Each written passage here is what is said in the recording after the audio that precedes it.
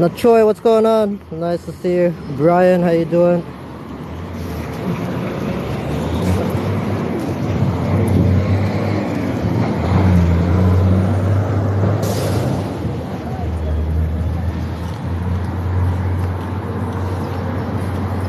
Fabian, thanks Phil. Okay, so I'm just gonna catch a little bit of that. The on-house evictions. I filmed a few of them. They typically take like 2-3 hours. They go up and down the entire like East Hastings Street, evicting people over and over again. So I just film a little bit of it. Hey, thanks for sharing the live. What does that say? SRH. How many cops do they have today? 1, 2, 3. I forgot. Oh shit.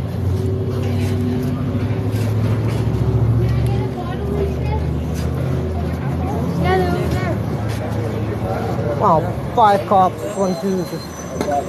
Hey, they're dismantling somebody's tent.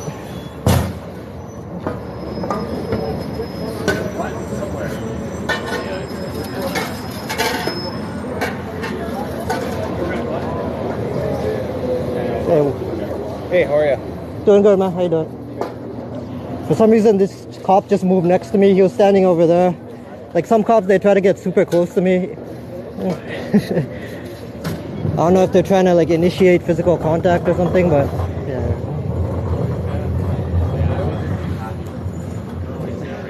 Yeah, no, like why he was standing over there? Why move over and come stand next to me? Like, it's actually a corrupt police tactic. I've had that happen to me before. They don't respect people's like personal space. They'll come like within inches of your face and stuff because they want you to kind of. There's 4 corners to this. They want you to provoke. They want to provoke you into like pushing them or something, so they have an excuse to falsely arrest you. I know exactly. And he's a sergeant too. That tells the story right there. And yeah, people are getting their stuff thrown away too. Like a lot of people have gotten their tents, like a lot of on-house people. And they don't have spare tents, right? It's not easy for people to obtain tents. But a lot of people, they've had their tents, pretty much their home destroyed, thrown in the trash. They've had other personal belongings thrown in the trash. So it's pretty crazy.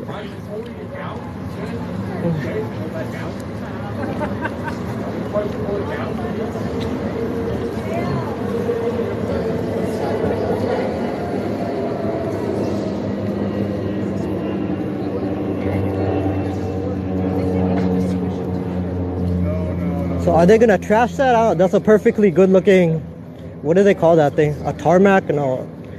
But it looks like they're gonna trash that.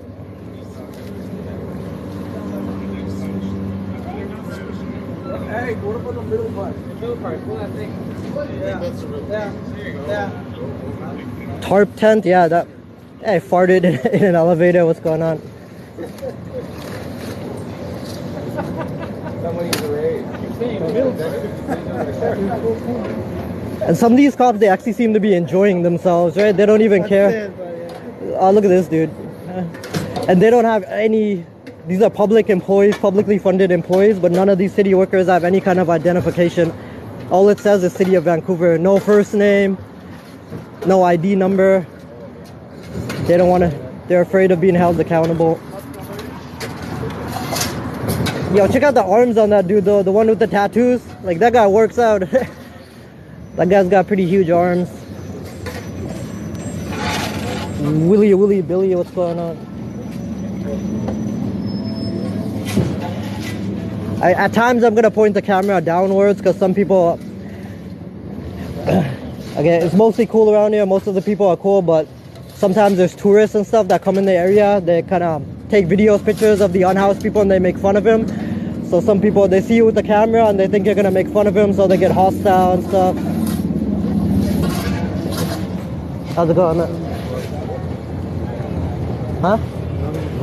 So, is it terrible? Have you been affected by this? Like, have you been kicked out? Yeah. Everyone's affected by this. Yeah, I'm sorry that's not. It's crazy what they're doing. Like, it's insane. Well, you know what? You know what's even crazier? You mind being on camera? I don't care. Okay. It's, you know what's even crazier is destruction also by Atira, because they are a false organization, fraudulent, and scam everybody, and it is not even a joke. They have so many lawsuits against them. Do they? And yes, they do, like personal lawsuits, and like they don't care. Their organization is supposed to be about helping women and children and battered women and children find housing and or flee domestic violence and stuff like that. However, they don't do that. They give you more problems and more grief than anything. I'm telling you, I'm fleeing domestic violence and stuff like that from spouse, from so you're going through that, and my friend works for Atira in their first co-op building in all of Canada, and they literally made me and my child homeless after giving us a home. They took it away 3 days later. They said that I could keep the job, but I couldn't keep the house, which is one of the only buildings in Vancouver that children can be in. And no, exactly, right? And not just that, after they said that, I said, why is that? And they said because they gave me a list of different reasons why I couldn't stay, but none of them were legit. They were all false, because I talked to the rest of the people in the building because they're all Atira staff, right? Yeah, it's a staff building. Oh, really? For just Atira. And exactly. So they said because you have to live in the building, you have to work for Atira. So I said okay. So then I went for my job interview 3 days later, and they said, okay, well, unfortunately, you didn't go about getting it the right way. You can't keep the house. And I said, what do you mean? I said the president of your co-op gave it to me, literally, and she did the board vote, and the board voted yes. So I don't understand. Oh, the director has overthrown the board's decision and said you can't stay. Wow. That doesn't make any sense. What's the point of having a board then? I said, you know. But, you know, after all this was all said and done, they promised that they'd help find me housing and said that they took it to the CEO, Janice Abbott. I hope you heard that call out. And I'm telling you, she was like, oh, I'm going to help you. We'll make sure we find you housing and stuff because, you know, it's Atira. We have so many properties.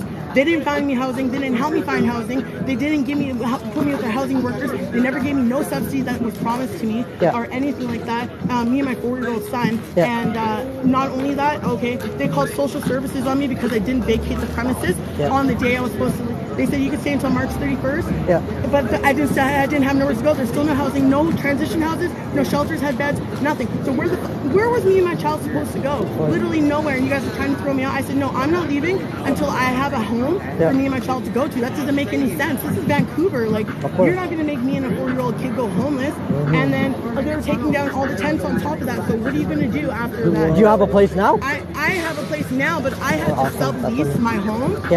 Because Atira will not deal with me or rent to me because of my partner or anything like that. And I said, what does that have to do with anything? If I have a new partner or anything like that I've known since I was 18 years old, I said, what does that have to do with anything? We're not harming them. We haven't put anybody in danger. We're not doing anything. I abide by all the rules. Okay, I'm glad you're speaking out about this. Thank you for sharing this story. That's good. Fuck the police, fuck the DA, fuck the law, fuck the system.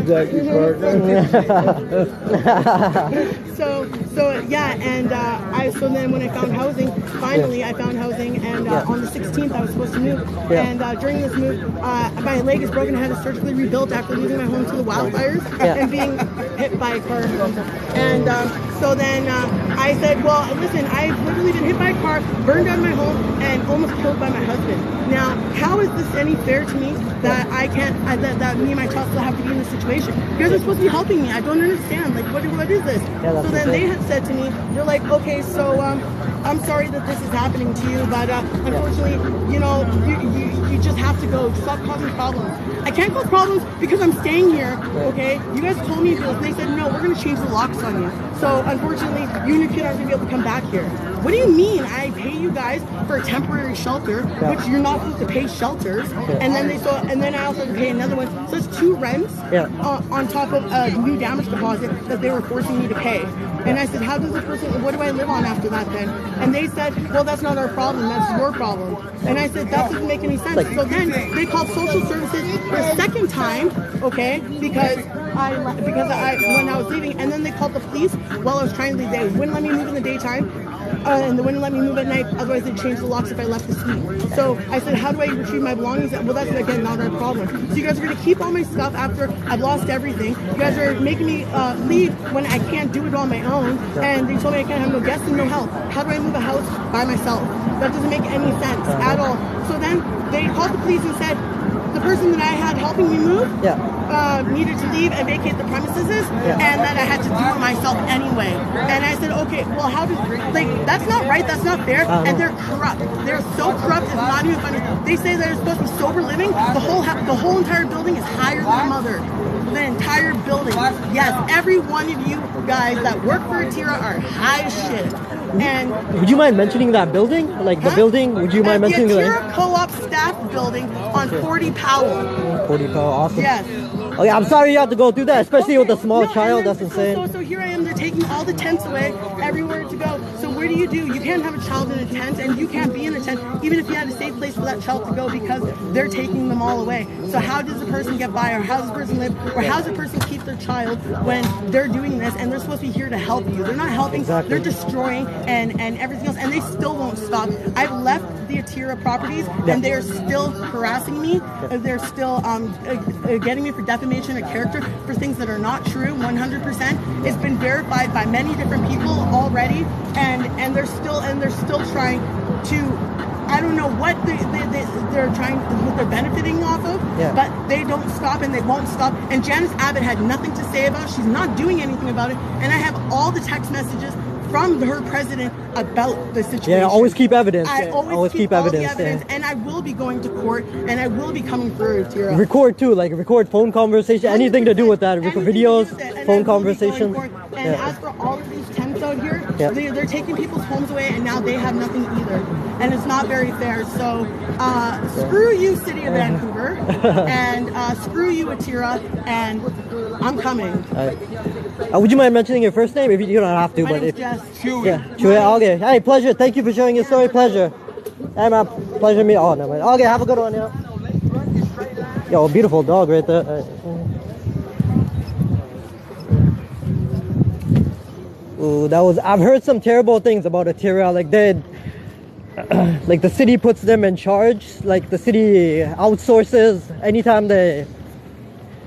Like city-owned properties, like city-owned SROs, housing and stuff. They kind of outsource the management of that to Atira. That's one of the. They got so many properties around here, and I've heard some horrible things about them, some horrible stories. That's another one.